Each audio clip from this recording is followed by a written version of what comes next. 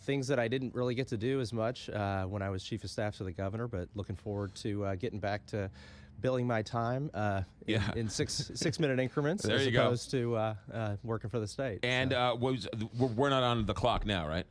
No. No. Okay, good. Now, is Blitz, Barzeh, and Deutsch, are they St. Louis, Kansas City, or all over, or how's that work? Their main offices are here in Clayton, actually, just down the street. Just down the street. Right. They've got an office in Jeff City. I live in Columbia, Missouri, and that's where I'll be. That's where I'll kind of be stationed and working out of both offices. But their main offices are here in St. Louis. Do you see yourself getting back into government work? You know, I think that term limits have their downsides, but I think for staff, they're good. It's a good time to kind of get back into the private sector. I've got 3 little kids, and they have to go to college, so Right. get to kind of enjoy the private sector again. But it would depend on the opportunity. But it's good to slow down a Right. little bit. Right. I don't watch the weather reports as much to see if there's a flood or a tornado coming Right. our way. Right. So that's nice. We do have some breaking news, and we'll pass it along to you. And if we hear more, we just got word that there was an American Airlines plane diverted to St. Louis over a security concern. They were taking the passengers off the plane. If anybody else hears anything else about that, we'll pass it along to you. But that's the latest. It's interesting though, because we hear that and say, "Oh my goodness, that's terrible." You would hear it as a chief of staff and say, "I've got to call the National Guard and I got to get the governor." And you would treat that story very differently. Absolutely. Yeah. I wouldn't be sitting here anymore. Right. Yeah. So how did you get to become the chief of staff? Well, I was actually in private practice here in St. Louis at the beginning of the administration in 2009, and I had clerked for Judge Ronnie White, who's now on the Eastern District Federal Court. Right.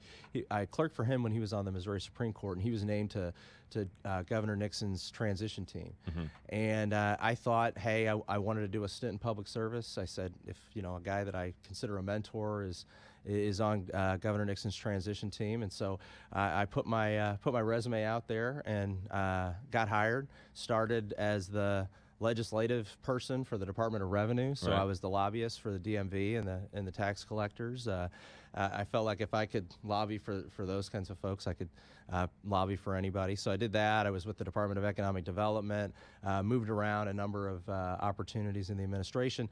Ultimately, the governor, he had a longtime chief of staff, John Watson, a guy that was with him for many years as Attorney General, 6 years as chief of staff, as governor. That kind of job wears on you after time. Right. He moved on to another opportunity. By that time, I was in the governor's office and was asked to be his chief of staff. I had to agree to stay to the very end and help Right. turn out the lights. Sure. But it was a great opportunity. I tried to research to see kind of who was the youngest chief of staff in state history. It's hard to tell. People died a lot earlier, back in the day. So it was hard. It was hard to. The records were sketchy back then. Uh-huh. But it was just a fantastic opportunity, great guy to work for, and the scope of the issues you get to work on, Right.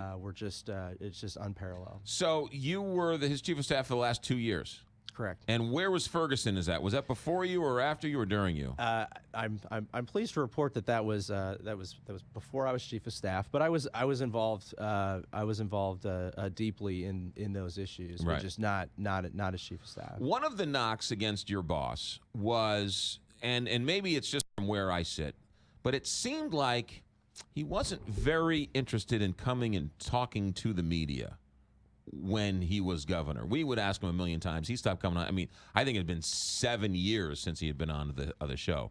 Why? Take me into his office. What was the thinking? And it's not just me. I mean, he was scarce when it came to sort of sit-down interviews, like radio or newspaper. What? Am I wrong on that, or what was the thinking behind that? Well, I think that one of the hardest things to figure out as any politician is how to deal with the media. Kind of what's going to be your media strategy. Right.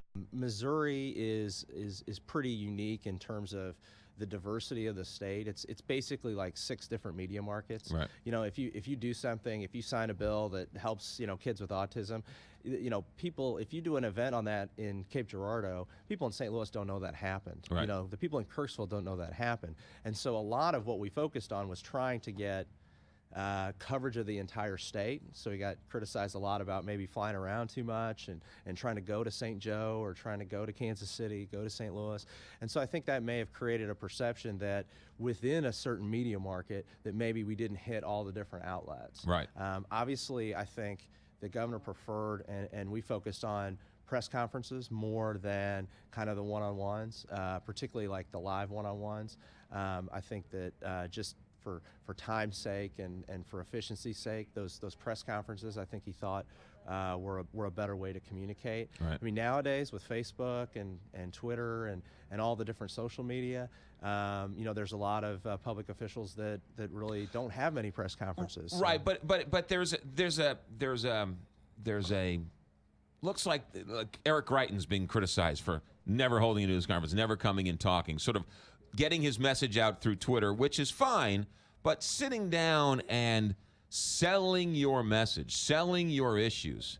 It seems like politicians just don't like to come and sit for interviews, for conversations. And I, quite frankly, think that's detrimental to the politician because they're not seen as real. They're not talking and selling their issues. It's a double-edged sword. I mean, you get more control that way, but at the same time, you need to have the media to help communicate all the good things you're doing, for the public. Right. I mean, when we talked about, we were #1 in keeping tuition increases down for the 8 years that the governor was there. Right. And without the media telling people that, I mean, we weren't sending, pamphlets to parents as they were looking at the FAFSA saying, hey, we're great on tuition. Right. We had to just pound that message in, and you need to have relationships with the media. You need to have, to answer the hard questions sometimes, to be able to get the media to cover the good stuff. Yeah. I mean, it's a two-way street. Senator Blunt is on the show all the time. Now, I don't, I think I have a reputation where everybody's welcome. I don't say no to anybody, considering everyone I put on. And Senator Blunt comes on all the time. And I've told him and his people that. I'm like, he's on so much, I've run out of questions to ask him. And it's more or less like, you know what, Senator, what do you want to talk about? Because I've asked you I have no more tough questions to ask you. So he comes on, and he talks about everything his angles, his side of the story. And I've asked him everything. Now, every once in a while, I'll be like, hey, what about this Obamacare? What about this? You said this, that guy said this. And he'll answer it, and he'll, do as politicians, run out the clock or whatever else. But it's gotten to the point where he comes on and he tells us his side of the story, whereas Governor Nixon was never on. So when he comes on, hey, I've got 17 things he's never answered to my satisfaction. So I got to hit him on this, that, and everything. And he never gets to we don't have any tuition increases, or the farms are doing this, or we saved Joplin, or we did everything else. I think you're absolutely right in terms of dealing with the media.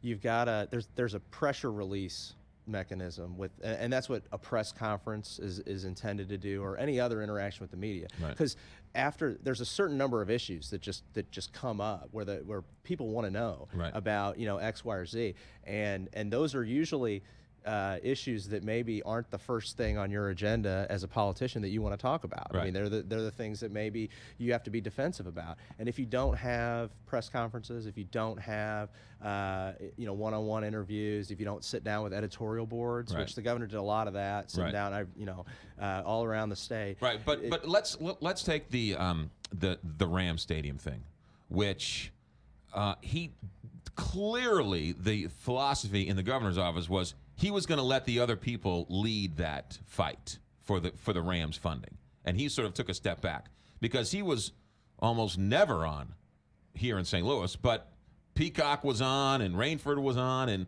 it was the governor's task force, but it was kind of a big deal here in St. Louis, and he didn't seem to take the lead on that. Well, I think it's, a lot of that's a matter of perception. I remember it was a cold morning in February when we were down. I was actually with the governor. We were down at the site. Had a big press conference where the governor was there talking about what we were doing with the railroad, the terminal railroad, to relocate the the tracks, talking about what Ameren was going to do in terms of relocating their powerhouse, and he made this he made this gesture back to the, I'll never forget it, back to the dilapidated warehouses, and he said this area is going to look like this in 20 years. Just like it's looked like it 20 years earlier if we don't do anything about this. Right. And we all need to come together. And I don't remember any other public officials that were there that early kind of saying that. I mean, public funding for stadiums is obviously very controversial. But I don't think, particularly if you ask some of the legislators that criticized the governor and his efforts throughout the process, if you ask them, was Governor Nixon engaged enough with this stadium funding issue? I think they'd say he was too much engaged. Too much engaged. All right, fair enough. Chris Pieper, our guest, former Chief of Staff to Governor Nixon. So let's talk a little Ferguson. I know you weren't there, but the biggest criticism of the media was his handling of Ferguson. He's never had a one-on-one conversation with the mayor of Ferguson. Did you know that? I don't know that to be true. Well, according to the mayor of Ferguson, he says he's never had a one-on-one conversation with him. I mean, I think one thing I will say about Ferguson, and I wasn't chief of staff, but I was involved, is the real challenge, and this is where I want to say some positive things about the St. Louis media, because when you look at the way that the St. Louis media covered the entire situation, there was a lot of context, there was a lot of nuance, there was a lot of kind of real reporting. Contrast that with how the national media covered Ferguson. As soon as the CNN trucks and the Fox trucks and the MSNBC trucks descended, and it became must-see TV every night at 10 o'clock to see what are the protesters going to do, what are the police going to do. As soon as that happened, it became extremely difficult to have the kind of reasonable, rational conversations that maybe would have turned down the volume sooner there.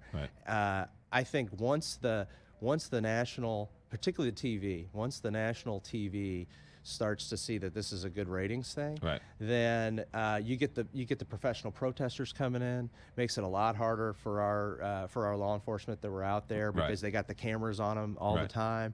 But that's a perfect example of, and I guess this is just philosophy or whatever else, but why wouldn't the governor come somewhere, blow off local media? Go to 60 Minutes, go to 2020, go to the Sunday shows, come to my show, go to some other newspaper and sit down and have not a screaming news conference. I was at the screaming news conference up in North County where that was a disaster.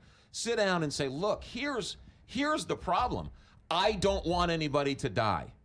So I'm going to stand down the police. I know this. I know we're going to embolden the protesters. We'll rebuild afterwards, but I have to make a choice here. And bring us in to show his leadership. And I think he failed himself and the message and the area by not leading that way. Well, I think I disagree with some of your characterization. I think that, particularly I recall a number of press conferences where the governor communicated very clearly what the priorities were going to be. And they were going to be to prevent the loss of life and to prevent harm to people. And a lot of the strategies that were put in place were based on the, kind of lessons learned from, the Rodney King riots, where you had, 1,000 people injured. You had hundreds of people shot during those riots. Obviously, it's never good. You're never going to get good press. It's never going to be good for a community when you have, any kind of unrest. But when you look at what's happened since Ferguson and in other parts of the country, when you look at how we as a region and as a state have responded to those events over the long term. One thing I was very involved in was the Ferguson Commission and working with Rich McClure and Starsky Wilson and a lot of folks working with Senator Schmidt, now Treasurer Schmidt, on doing sweeping bipartisan municipal court reform, which I think has made a significant difference and has been a national model for addressing some of the abuses that gave rise to those issues. So those are the things that aren't reported as much. I think obviously, it's must-see TV when it's protesters and rioters, throwing stuff at cops. That's more dramatic and more interesting. But there's been a lot of hard work that's been done to rebuild and recover. Chris Pieper spoke, former Chief of Staff of Governor Nixon, coming on to face the fire, I guess, and also a new lawyer at Blitz, Barget, and Deutsch. Well, one more question, and we'll break. Lieutenant Governor Peter Kinder was on the show during that whole Ferguson thing, and I don't know if you know the answer to this, but he said, and it was reported, that when James Knowles and Mayor Ferguson and some others that night after the verdict was released that they were not going to bring charges to Darren Wilson, that they couldn't get a hold of Governor Nixon, but that he was on the phone with the White House. That's what they say. What do you say? I don't. There was a clear line of communication between the local law enforcement and state law enforcement, and the governor had a role with the state law enforcement. So I was never really sure where that was coming from, or who they were calling. There was not, particularly that night, there was not any communications with the White House about how to do this. I'll tell you, the White House, my opinion now that I'm kind of out of this, the federal government was not helpful in that entire situation, and I thought that they could have been. There's some things that could have happened that maybe would have, again, lowered the temperature, and I don't think they did that, and that was something that was a real frustration. Do you think the White House raised the temperature in the things they were doing? Well, they certainly didn't tamp it down, because the Justice Department came out with a report that basically concluded the same thing that the state did, right? That Darren Wilson, was justified in his actions, but they came out with that report months after the verdict was announced. Now, right. Had they conducted the parallel investigation that the governor called for on, basically the day after Michael Brown was shot, had they conducted it and had they released that at the same time, right, coming from the president, saying that, hey, this was not, the whole narrative around, right, hands up, don't shoot, all that. If they had released that then, maybe we would have had a little bit of a pressure release. Right. And unfortunately, they chose not to be helpful. So the night of the verdict, you're saying Governor Nixon was not on any communication with the White House, and that he returned whatever phone calls from the people dealing with Ferguson, he was on the phone with those guys. Well, I think that like I said, the governor was involved with the state law enforcement, and there was a chain of communication from, right, local law enforcement, from the chief, from the county, the, right, city. There was kind of there were three main agencies: Highway Patrol, City of St. Louis County, that were working different areas that day, and so, right, there was a chain of communication, and he was involved with the state law enforcement. And so if the mayor, if others, if they needed additional law enforcement, or they had modifications to the plan that had kind of been laid out and that all the law enforcement had agreed to and said this is the right way to address things, if they had changes to that, they could have communicated it in an appropriate way. I think it was more it was more troubling to hear that some of the things that happened leading up to the verdict and communications that maybe were occurring in public that, again, didn't make it particularly easy to have rational conversations in the middle. Right. James Knowles sat in that very seat and said he's never had a one-on-one conversation with Governor Nixon. To your knowledge, have they, or is that a fair question to ask you? I mean, you don't know every conversation. I'm not aware. I'm not aware whether they have. I think that the governor and his staff, particularly, because I know members of his staff communicated with the mayor. Right. We communicate with mayors all over the state and local officials, and I know that there were a number of times we were in Ferguson where we were working with local officials, working with community leaders, and like I said, unfortunately, the way that particularly the national press and the TV national press in particular, the way they portrayed things made it more difficult to have those kinds of productive conversations with community leaders, with some of the folks that could maybe keep the protests more under control. Right. It just made it a whole lot more difficult in the eye of with the national press just completely focused on what was happening. Chris Pieper, our guest, former Chief of Staff to Governor Nixon. But it's interesting that you say that the White House didn't help the situation. You think, and I don't want to put words in your mouth. I just want to make sure I hear you correctly. You think the White House could have done a better job trying to relieve the pressure? Absolutely. Yeah. You want to hang through another break? Sure. Quick break with Chris Piper, the former Chief of Staff. Chris Pieper. I got it almost right. Chris Pieper, former Chief of Staff, Governor Nixon. He's now working for Blitz, Barget, and Deutsch. 9:30 here, Big 550. KTRS. Quickly, let me tell you about Dr. Karen Boone. You got a sinus problem? I got a sinus solution for you. 636-685-8040.